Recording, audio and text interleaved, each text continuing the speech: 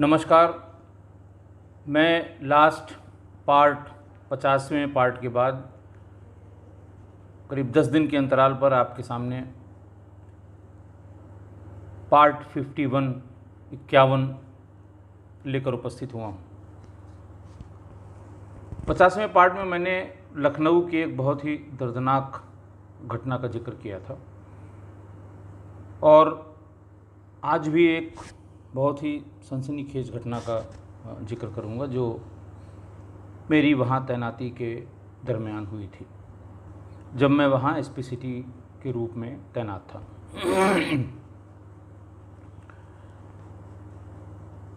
11 मई 2002 को ये घटना हुई।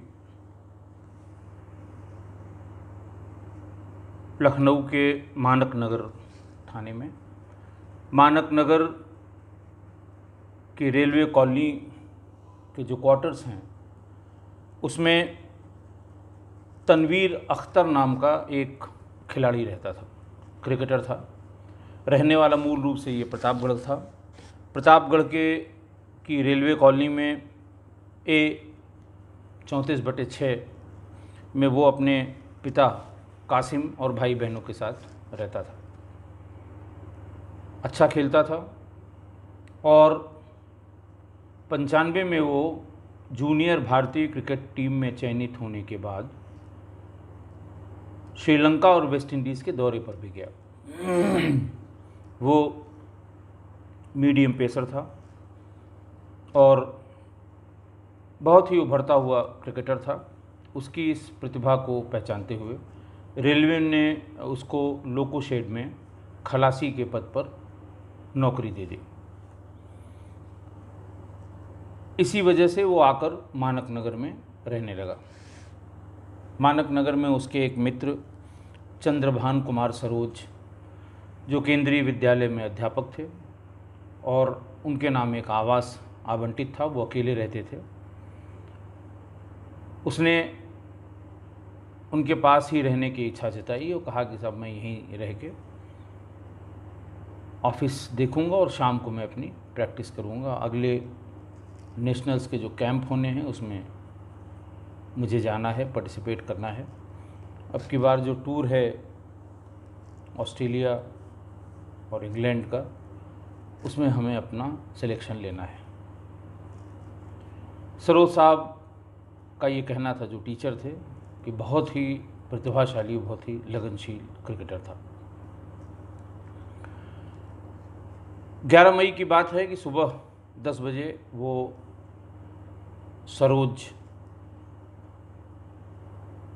अपने रूम पार्टनर सरोज की मोटरसाइकिल लेकर अपने कार्यालय गया, लोको शेड कार्यालय गया और 11 बजे वहाँ से लौटा तो देखा लौटते समय रेलवे क्रॉसिंग के पास एक मैकेनिक की दुकान में श्री सरोज, चंद्रभान कुमार सरोज बैठे हुए दिखाई पड़ गए। वहीं रुक गया। वहीं इन लोगों ने चाय पी। चंद्रभान ने ये कहा कि मोटरसाइकिल का ब्रेक थोड़ा गड़बड़ है, तो मैं इसीलिए यहाँ बैठ गया था कि जब तुम इधर से लौटोगे तो ब्रेक के बारे में इनको बता के मैकेनिक को, और ब्रेक इसका सही कराना बहुत ज़रूरी है। वहाँ वो मोटरसाइकिल की खराबी बताई गई। खराबी बता के वो मोटरसाइकिल वहीं रख के उसने कहा कि मैं जा रहा हूँ रूम पे और जल्दी से कपड़े चेंज करके अपने स्पोर्ट्स किट लेके मुझे स्टेडियम पहुंचना है खेलने के लिए। चंद्रभान ने कहा कि ठीक है, हो के अपना चेंज वेंज करके आओ और तब तक मैं इसको मोटरसाइकिल बनवा के लेके आता हूँ। तनवीर अख्तर वहाँ से पैदल ही थोड़ी दूर पे मकान था, उसमें पहुँच गया। फर्स्ट फ्लोर पे इन लोगों का फ्लैट था, वहाँ पहुँच गया और 5 मिनट बाद ही वहाँ से चीखता चिल्लाता नीचे फर्स्ट फ्लोर पे रेलवे के एक अन्य कर्मचारी श्री करनेल सिंह रहते थे, वहाँ पहुँचा और उसने कहा गोली लग गई, गोली लग गई, हमें अस्पताल पहुँचाइए। उसने ये भी बताया कि सरोज वहीं दुकान पे बैठे हुए हैं, मोटरसाइकिल उनके पास है, जल्दी बुला के। करनेल सिंह ने तुरंत अपने लड़के को भेज के सरोज को बुलवाया और पास में जो प्राइवेट हॉस्पिटल है, अवध हॉस्पिटल, वहाँ इनको लेके गए। थोड़ी देर मशक्क़त की वहाँ डॉक्टर्स ने, लेकिन गोली वाइटल पार्ट पे लगी थी। तनवीर अख्तर की मौत हो गई। घटना गंभीर थी। सभी लोग पहुँचे, मैं भी पहुँचा, हमारे एसएसपी साहब भी पहुँचे। राजधानी में एक स्थापित क्रिकेटर की हत्या अपने आप में पर्याप्त था कि कितना बवाल होना था। थोड़ी देर बाद सारे अखबार वाले पहुंच गए। मौके पर पहुंच के हम लोगों ने देखा कि घर का ताला टूटा हुआ था, इनके फ्लैट का ताला टूटा हुआ था, और भीतर एक चद्दर में इनकी टीवी, घड़ी और जो थोड़े महंगे सामान घर में थे वो आधे बंधे हुए थे। एक आला नकब उस हथियार को कहते हैं, एक सामान्य हथियार जो पीछे से बहुत मोटा, आगे से नुकीला, भारी लोहे का होता है। नकब लगाने यानी सेंध लगाने, यानी किसी दीवार में ईंट निकाल के उसके भीतर जाने, या कुंडे, ताले इसके बीच में फंसा के आप जोड़ दें तो लीवर की तरह काम करता है और ताला या कुंडा उससे टूट जाता है। पुलिस की भाषा में उसे आला नकब कहते हैं, यानी नकब लगाने के लिए इस्तेमाल किया गया हथियार। कमरे में एक आला नकब भी मिला। सीन का रिकंस्ट्रक्शन किया गया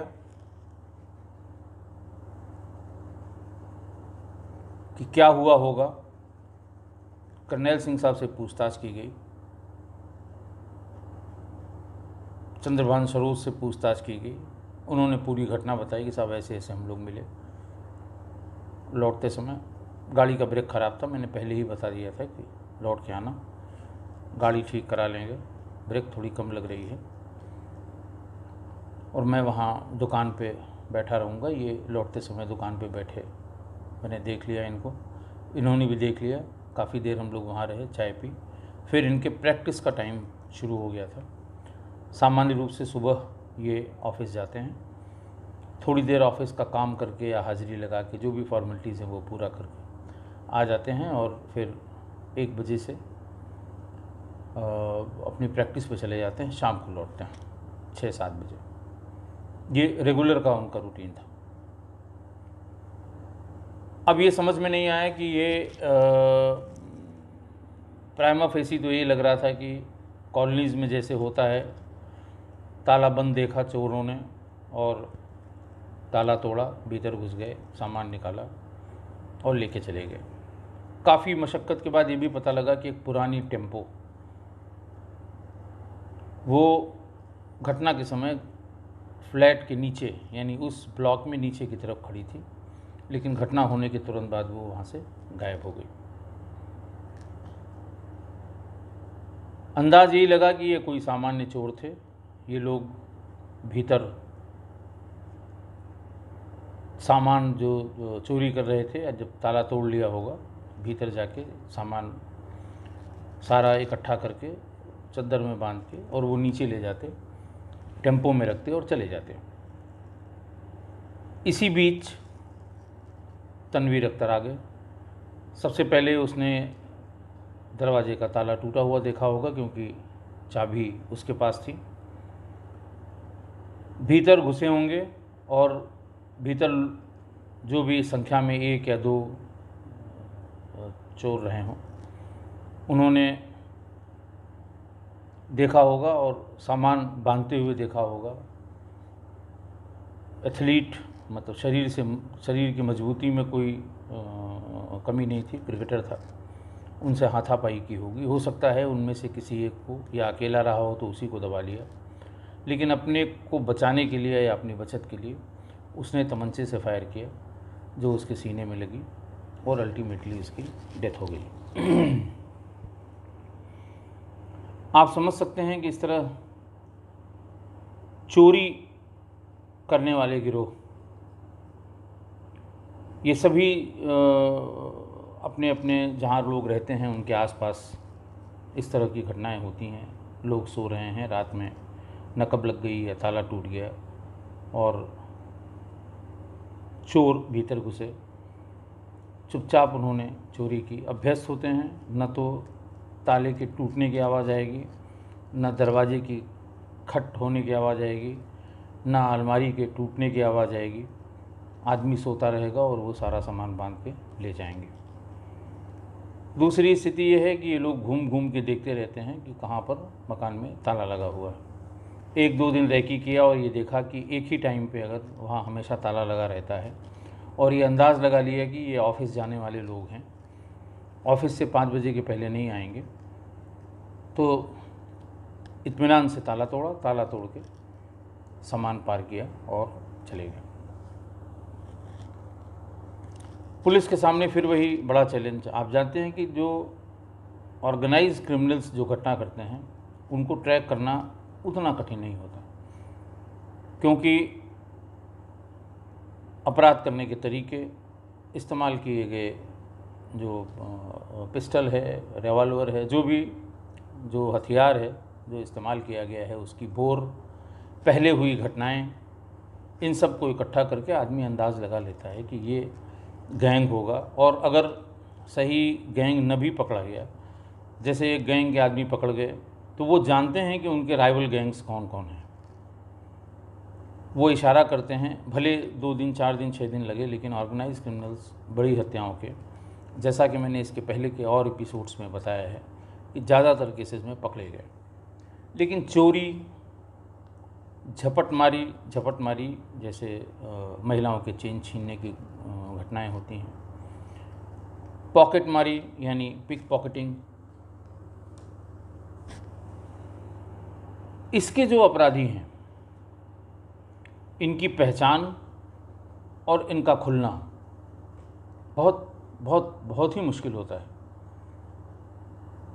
ये लगभग तय हो गया कि ये कोई ऑर्गेनाइज्ड क्राइम नहीं था, कोई दुश्मनी की वजह से नहीं मारा गया, कोई दूसरा कारण और नहीं समझ में आया।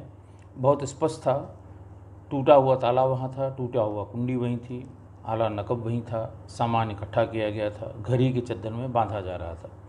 एक छोर से एक छोर की तरफ बांध लिया गया था, दूसरे छोर को दूसरे छोर से बांधना बाकी रह गया था, क्योंकि वो वैसे ही पड़ा हुआ था। बहुत कठिन काम था। एसपी क्राइम साहब थे, सुभाष सिंह बघेल साहब, मैं था।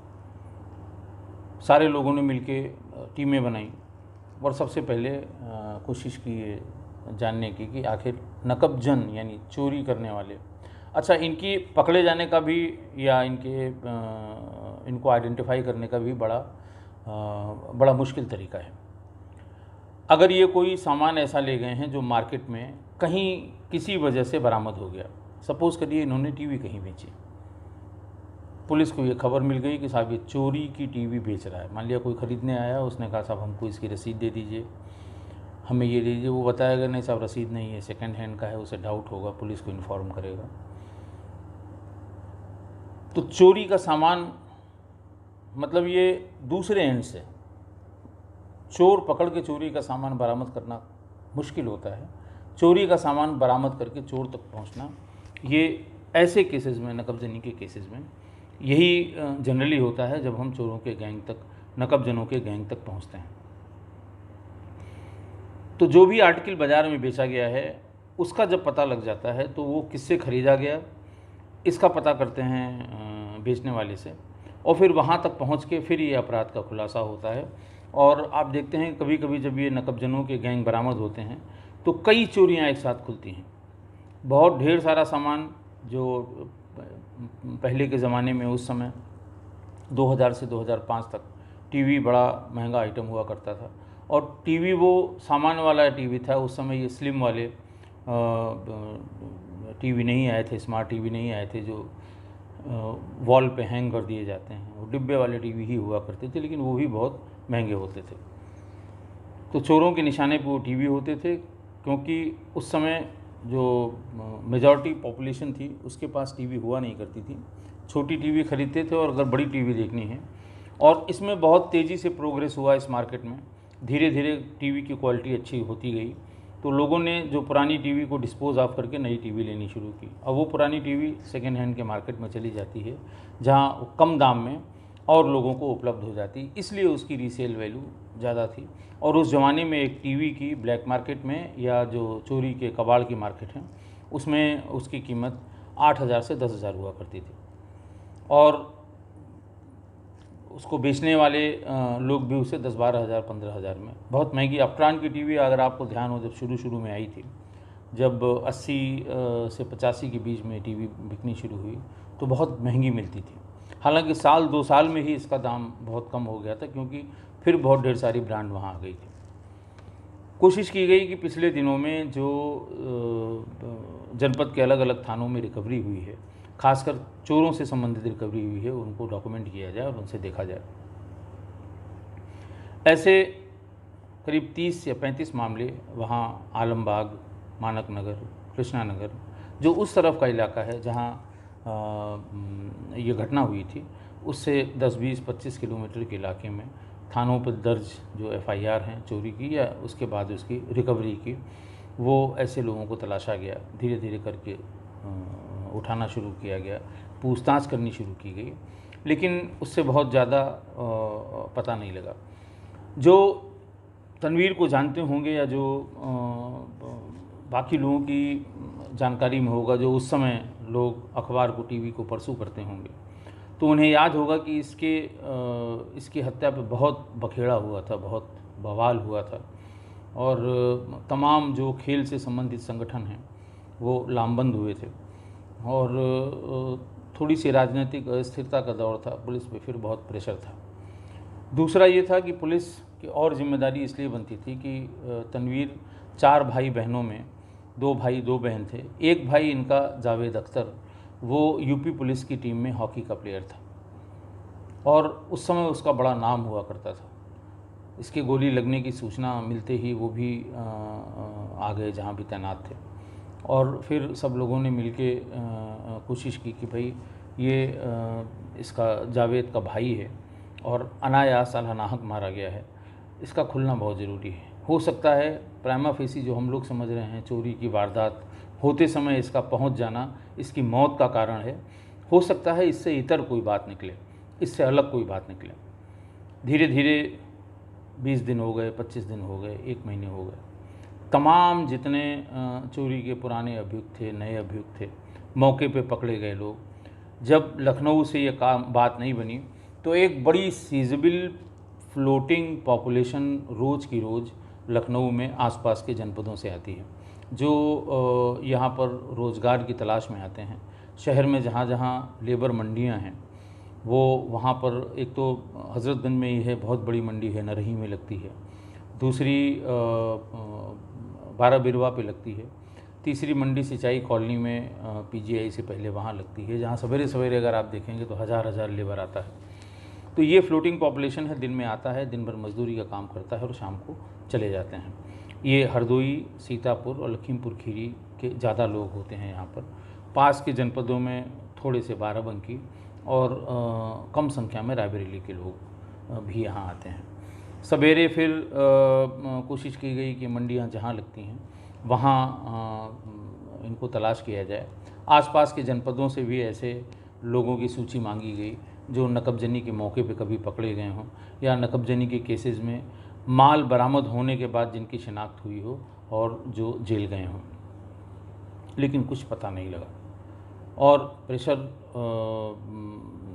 का आप अंदाज़ लगा सकते हैं कितना प्रेशर होगा, और प्रेशर होना भी चाहिए। होनहार लड़का था, बहुत ही उदयीमान खिलाड़ी था, जूनियर्स इंडिया के लिए रिप्रेजेंट कर चुका था, बहुत ही कम उम्र में उसकी हत्या हुई थी।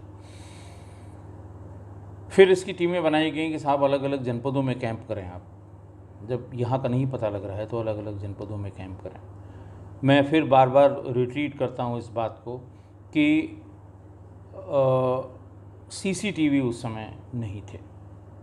आज के ज़माने में ऐसा नहीं हो सकता कि कोई टेम्पो आके खड़ी होती और फिर चली जाती और किसी भी CCTV में वो कवर ना होता। गली से निकलते समय, गली में आते समय, सामने की दुकान में, सामने के मकान में, हर जगह अब CCTV है, और शायद इसीलिए इस तरह की घटनाएं अब ज़्यादा आसानी से ओपन हो जाती हैं। तो उस टेम्पो की खोज की जाने लगी। जो भी चश्मदीद गवाह थे उन्होंने इतना ज़रूर बताया कि न तो वो टेम्पो बहुत नई थी और न बहुत पुरानी थी। एक ही बात बताई गई कि टेम्पो पे ड्राइविंग सीट पर एक आदमी बैठा हुआ था, बाकी पूरी टेम्पो खाली थी।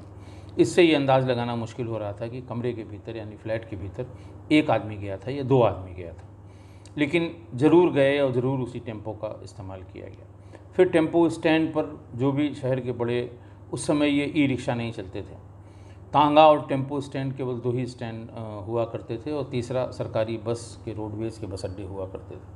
लोकल चलने के लिए टेम्पो ही सबसे बड़ा साधन था। टेम्पो स्टैंड पे कोशिश की गई, जो भी हुलिया उसका बताया गया था, हालांकि कोई ऐसा स्पेसिफिक हुलिया उसका नहीं बताया गया टेम्पो का। जैसे कलर जैसे सब टेम्पो की होती है उसकी भी बताई गई थी। कहीं कोई खरोंच, लड़ने भिड़ने का कोई निशान नहीं बताया गया था। ये कोशिश की गई कि उस रास्ते पर चलने वाले जो टेम्पो हैं उनको भी सबको स्कैन किया गया, लेकिन कुछ पता नहीं लगा। और धीरे धीरे करके 1.5 महीने हो गए, लेकिन तनवीर अख्तर के जो इनके मर्डरर्स थे, जो अपराधी थे, उनका बिल्कुल पता नहीं लगा पाए हम लोग। करीब करीब जुलाई की बात होगी, 20 जुलाई से थोड़ा पहले की बात होगी। मैनुअल इन्फॉर्मेशन आलमबाग के इंस्पेक्टर को एक मिली कि साहब ऐसे ऐसे एक टेम्पो पे लोग आए थे और किसी के घर में घुसे। घर में इत्तेफाक से कुछ रिश्तेदार आए हुए थे और उन लोगों ने दौड़ा के उसे कमरे के भीतर ही दबोच लिया। पुलिस को इत्तला की और पुलिस उसको वहाँ से पकड़ के लिया। ये घटना के करीब करीब 2-2.5 महीने बाद की बात है। लेकिन तब तक सारी अकल हम लोग लगा चुके थे। सारे जो भी पुलिस के ट्रेडिशनल तरीके हैं ऐसे घटनाओं को पता करने के, वो सब हम लोग कर चुके थे, लेकिन कहीं पता नहीं लगा था। फिर ये आलमबाग के उस इंस्पेक्टर से जब ये सूचना मिली, क्राइम ब्रांच की टीम गई, हमारे यहाँ के सर्किल ऑफिसर और मानक नगर के एसओ भी गए, और फिर घटना के इतने दिनों बाद उस आदमी ने इस घटना की पुष्टि की और ये बताया कि वो अकेला ही गया था, और ये भी बताया कि वो हमलावर हो गया था। हालांकि ऐसी घटनाओं में जो कन्फेशन होते हैं वो बहुत रिलायबल नहीं होते हैं। एक घटना के मौके पे पकड़ा गया था, हालांकि बड़ी घटना का कन्फेशन करना किसी आदमी के लिए थोड़ा मुश्किल होता है, चाहे वो शामिल ही रहा हो। वो जानता है कि उसमें मर्डर हुआ है और सज़ा इसमें ज़्यादा होगी। चोरी में जाएंगे, 2 महीने बाद हमारी ज़मानत होकर हम छूट के चले आएंगे, लेकिन वो कन्फेशन किया उसने। और उसको क्रॉस चेक करने के लिए जो मौके पर गए थे मानक नगर के इसके तनवीर अख्तर के हत्या वाली स्थान पे, उसके फ्लैट में, सभी लोगों ने उससे तरह तरह से पूछने का जो उसकी, अगर वो झूठ बोल रहा है तो उसको क्रॉस चेक करने का जो तरीका था कि भाई दरवाज़ा किधर है, खिड़की उसकी किधर थी, बेड कहाँ पे लगी हुई थी, किस वाली दीवार पे से सटा के टीवी रखी हुई थी, टीवी किस चीज़ पे रखी हुई थी, मेज़ बड़ी थी कि छोटी थी। बहरहाल ज़्यादातर सवालों के उत्तर उसने नहीं दिए और ये कहा बहुत दिन की बात हो गई है, भूल गए हैं। लेकिन ये मान के कि यही तनवीर का हत्यारा है, उसकी अरेस्ट की गई और उसे जेल भेजा गया। क्या हुआ इसका ट्रायल में, इसकी जानकारी नहीं हो पाई, क्योंकि इस घटना के इस जो खुलने की घटना हुई थी उसी के आसपास मेरा भी स्थानांतरण वहाँ से लखनऊ से एसपी सिटी के पद से हो गया था। एक घटना हुई थी जिसमें सारे पुलिस अफसर, यानी डीजीपी भी उसी दिन चेंज हुए थे, हमारे एसएसपी बीबी बख्शी साहब को सस्पेंड कर दिया गया था, हम सारे एसपीज़ का, एसपी पूर्वी, SP west, SP Transgomti, SP rural, SP traffic, सबका ट्रांसफ़र हुआ था, सारे सीओज़ का ट्रांसफ़र हुआ था, और सारे लोग जनपद लखनऊ से ट्रांसफ़र कर दिए गए थे और इधर उधर हटा दिए गए थे। किसी को ज़िले में नहीं भेजा गया था, नॉन डीएफ में भेजा गया था। शासन था बसपा का, सुश्री मायावती जी का, जो उस समय मुख्यमंत्री थी। तो इसलिए उसका पता लगाना मुश्किल है कि उसमें क्या हुआ और ट्रायल में क्या निकला। ये घटना सही खुली थी या गलत खुली थी, ये अभी भी मैं नहीं कह सकता हूँ। लेकिन आज इसको बताने का सिर्फ पर्पज़ ये है कि घटना मामूली चोरी की थी, चोर कोई ऐसी लोकेलिटी नहीं है जहाँ 4-6 महीने में इस तरह से नकब लगा के चोरी न होती हो। लेकिन उसका इत्तेफाक कह लें या वो बदनसीब था बेचारा कि ऐसे वक्त में जब चोर चोरी कर रहे थे वो अचानक पहुंच गया, बिना किसी कार्यक्रम के पहुंच गया, बिना उन लोगों के अंदाजे के हिसाब से इनको शाम को आना चाहिए, वो जल्दी पहुंच गया और गुत्थम गुत्था हुई उसमें। और उनके पास चूँकि कट्टा था, कट्टे से फायर किया जिसमें तनवीर की एक जान चली गई। भारत के एक उदीयमान खिलाड़ी, अच्छे मीडियम पेसर, जूनियर्स खेल चुके एक प्रतिभाशाली खिलाड़ी की अनायास जान चली गई। देखिए उस समय की बातें, जैसे अगर आप अभी ढूंढना चाहेंगे कि तनवीर की कोई हिस्ट्री आपको मिल जाए या इस घटना के बारे में कुछ मिल जाए तो कुछ नहीं मिलता है। मैं बार बार इस तरह की घटनाओं का जिक्र इसलिए आपसे करता हूं कि जो 2010 के बाद की, यानी 2015 के बाद की घटना को आप ढूंढना चाहेंगे तो आप इंटरनेट पे ढूंढ लेंगे। उस समय कोई सुविधा नहीं थी, कोई साधन नहीं था। जिसके पास अखबारों की लाइब्रेरी होगी सिर्फ वही इसको ढूंढ पाएगा या इस तरह की घटनाओं को ढूंढ पाएगा। क्यों घटनाएं हुई, क्या उस घटना से सीख मिलती है, हमें किस तरह सावधान होना चाहिए, as a police officer investigation किस दशा में होनी चाहिए, किस दिशा में होनी चाहिए, हम वहाँ तक कैसे पहुँचें, ये सब बहुत ही कठिन काम था। या पुराने केसेस से कोई सीख लेना चाहे अगर, तो ये सब आपको कहीं नहीं मिलेगा। न मीडिया थी इतना शोर मचाने के लिए, जो आज आप 1 से 100 तक गिनते जाइए तो उसमें 60-70 तो न्यूज़ चैनल आपको मिल जाएंगे, छोटे बड़े सब मिला के। तो कोई नहीं था। और 2, 4, 6 दिन, 10 दिन, महीने भर, 2 महीने बाद इस तरह की हत्याओं का फिर कोई न किसी की मेमोरी में ये रह जाता था और न इसके बारे में कोई जिक्र करता था। तो सिर्फ बताने का उद्देश्य ये था कि एक बहुत छोटी सी घटना, चोरी की घटना में एक बहुत प्रतिभाशाली, उदीयमान और भारत को रिप्रेजेंट करने वाला हमारा क्रिकेटर अपनी जान गंवा बैठा। बहुत बहुत धन्यवाद। कल लखनऊ की एक और बहुत ही गंभीर घटना के साथ उपस्थित होऊंगा। नमस्कार।